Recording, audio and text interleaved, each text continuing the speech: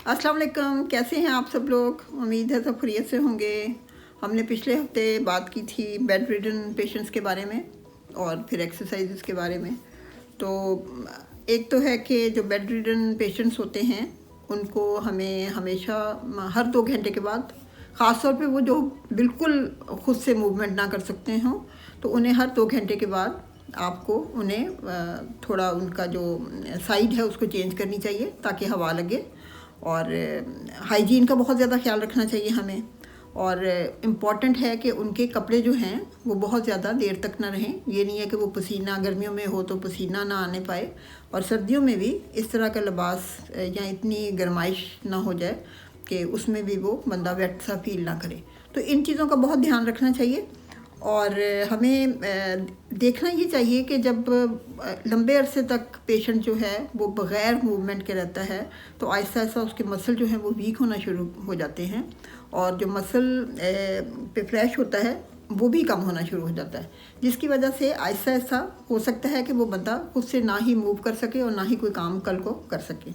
इसलिए हमें साथ साथ डाइट के साथ साथ हमें उनकी मूवमेंट का बहुत ख्याल रखना चाहिए।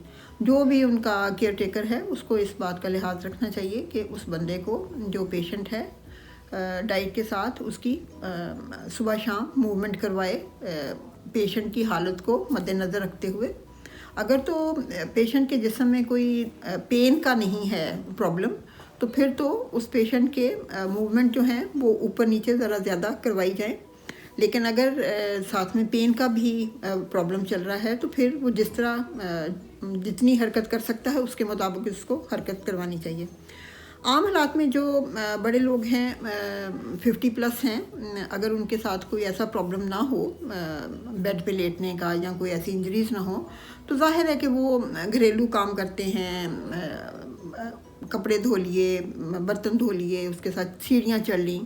तो ये जो काम हैं, या कोई चीज़ उठा के एक जगह से दूसरी जगह रख ली, तो ये जो मूवमेंट्स होती हैं इससे हमारे जो मसल्स हैं वो वर्किंग हालत में रहते हैं, और इसलिए ये किस्म की बड़े लोगों की एक्सरसाइज हो जाती है।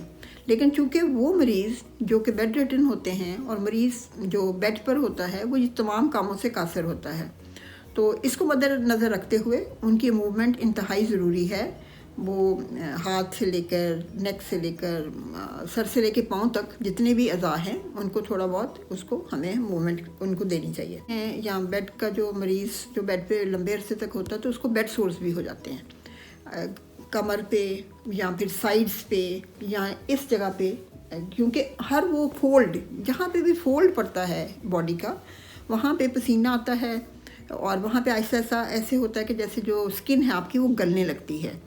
तो वो इंतहाई ज़रूरी है कि हाइजीन का, सफाई का ख्याल रखा जाए, और जो भी डॉक्टर के कहने के मुताबिक पाउडर या वो जो भी आपको दवाई देता है उसको अप्लाई किया। पेशेंट्स को जैसे कि मैंने कहा कि उनको सोर्स हो जाते हैं, उसके साथ साथ क्लॉट्स होने का भी ख़तरा होता है, तो इसलिए मूवमेंट ज़रूर रखें, लाइट एक्सरसाइज करवाएं। लाइट एक्सरसाइज से हम जो मसल बेकार होने का ख़तरा होता है, बेड सोर्स का ख़तरा होता है, और साथ साथ क्लॉट्स का ख़तरा होता है, उससे हम बच सकते हैं।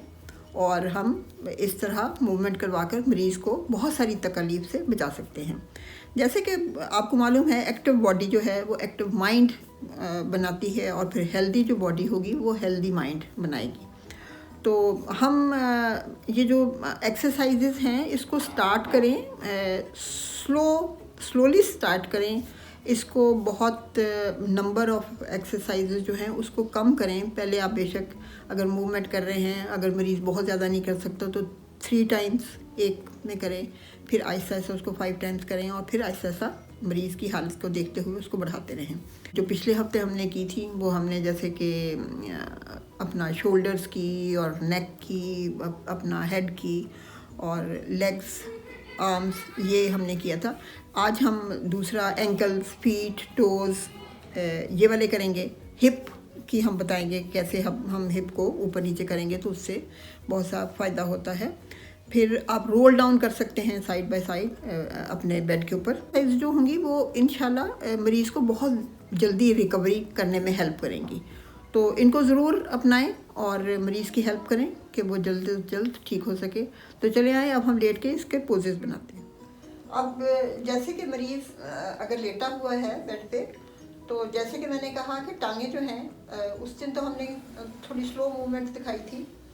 जाहिर है कि अगर मरीज़ नहीं कर सकता तो वो इस तरह की मूवमेंट ही रखे ताकि उसको नीचे से सपोर्ट भी मिले, और अगर पेन वगैरह को ख़तरा है तो कम से कम हो।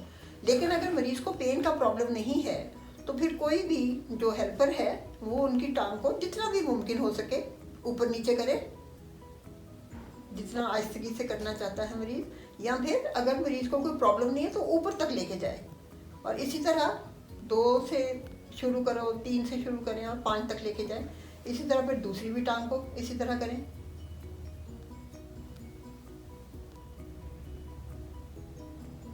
दूसरा ये है कि अब ये जो पाँव हैं हमारे, उनके जो टोस हैं, अब ये जो एंकल की मूवमेंट होगी जो हम ये वाली करेंगे, तो ये मरीज़ को जो हेल्पर है वो यहाँ से उसका ये पकड़े और उसको फिर आहिस्ता आहिस्ता कहे मरीज़ से कि वो करे, क्योंकि ये हेल्पर के बगैर हो सकता है कि पेशेंट ना कर सकता हो, वीकनेस चूँकि बड़ी होती है इस हालत में।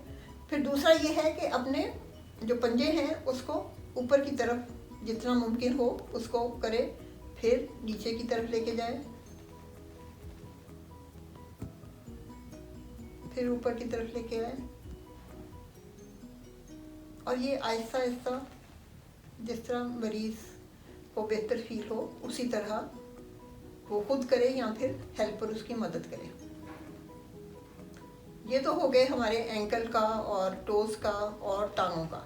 अब हम आ जाते हैं अपने हाथों का। तो उस दिन तो हमने हाथों का भी बड़ा स्लोली किया था, तो इसके साथ साथ ऊपर तक लेके जाए, जहाँ तक लेके जा सकता है उसको वहाँ पे होल्ड रखे, जो अपना हेल्पर है वो उसको सहारा दे और वहाँ पे रखे। ऐसा ऐसा मरीज़ खुद फील करेगा कि वो अच्छा फील करता है और उसके जो यहाँ मसल्स हैं वो उसके बेहतर होना शुरू, और इसी तरह दोहरा लें।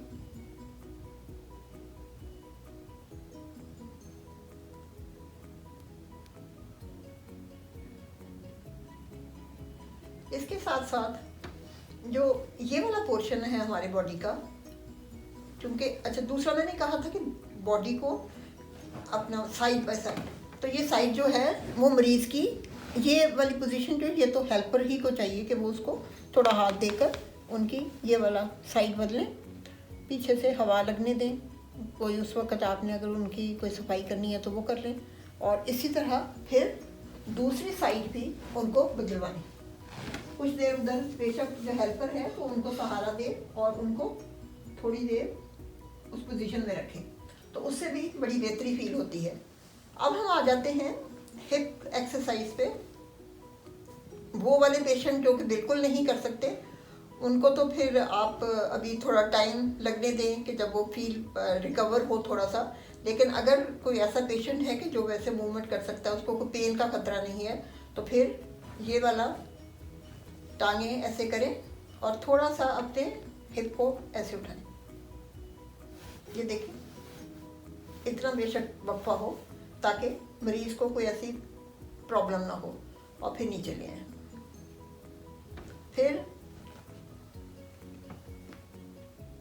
ये वक्त के साथ साथ जैसे जैसे मरीज़ बेहतर होता जाए ये वाली एक्सरसाइज ज़रूर करानी चाहिए, ताकि एक तो आपकी बॉडी के मसल जो हैं वो मजबूत होते हैं, और इन एक्सरसाइजेस के साथ साथ बॉडी सोर्स, क्लॉट्स और जो आपका मसल वीकनेस होती है या वो डैमेज हो रहे होते हैं उसमें रिकवरी होती है, और बड़ी तेज़ी के साथ आप फील करेंगे कि आप अच्छा फील करते हैं। तो ये तो थी चंद एक्सरसाइज जो लेटे मरीज़ों के लिए हमने बताई। तो इंशाल्लाह इसमें और भी देखेंगे, अगर मरीज़ की बेहतरी के लिए और कुछ देख सकते हो तो। चलें जी, इंशाल्लाह मुलाकात होती है आइंदा।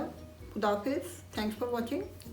हमारे चैनल को सब्सक्राइब करना ना भूलिए। खुदा हाफिज़।